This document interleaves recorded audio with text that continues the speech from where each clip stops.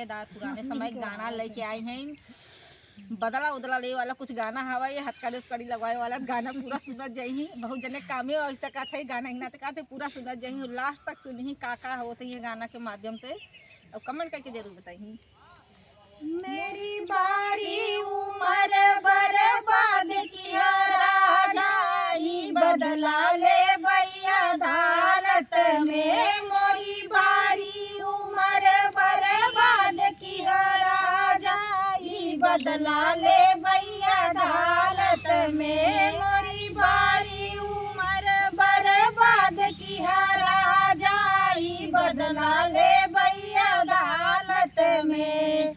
पहली अपील अपने ससुर जी पे करबई, पहली अपील अपने ससुर जी पे करबई। हाथ हाथ कड़िया लाई देबई राजा, बदला ले भैया अदालत में।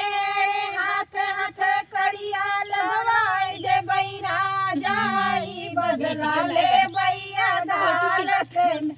मोरी बारी उमर बर्बाद किया राजा, बदला ले भैया अदालत में। मोरी बारी उमर बर्बाद किया राजा, बदला ले भैया अदालत में।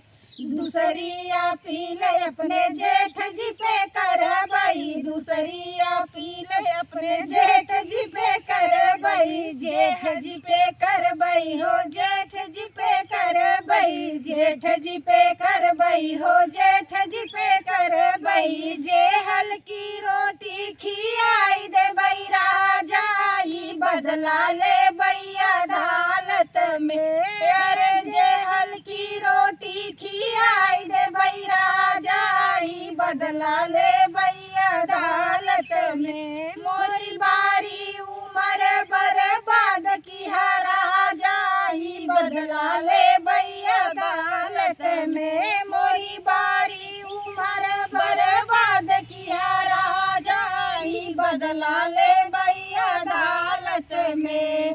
तीसरी अपील अपने देवर जी पे करबई, तीसरी अपील अपने देवर जी पे करबई। देवर जी पे करबई हो, रानी जी पे करबई, देवर जी पे करबई, देवरान जी पे करबई। गुंडा में नाम लिखाई देबई राजा, बदला ले भैया अदालत में। अरे गुंडा में नाम लिखवाई देबई राजा, बदला ले भैया अदालत में। मोरी बारी उमर बर्बाद किया राजा, बदला ले भैया अदालत में। मोरी बारी उमर बर्बाद किया राजा, बदला ले भैया अदालत में। चौथी अपील राजा पई पे करबई, चौथी अपील राजा पई पे करबई। पई पे करबई राजा पई पे करबई, पई पे करबई राजा पई पे करबई। शराबी में नाम लिखाई देबई राजा, बदला ले भैया अदालत में। शराबी में नाम लिखाई देबई राजा, बदला ले भैया अदालत में। मोरी बारी उमर बर्बाद किया राजा, बदला ले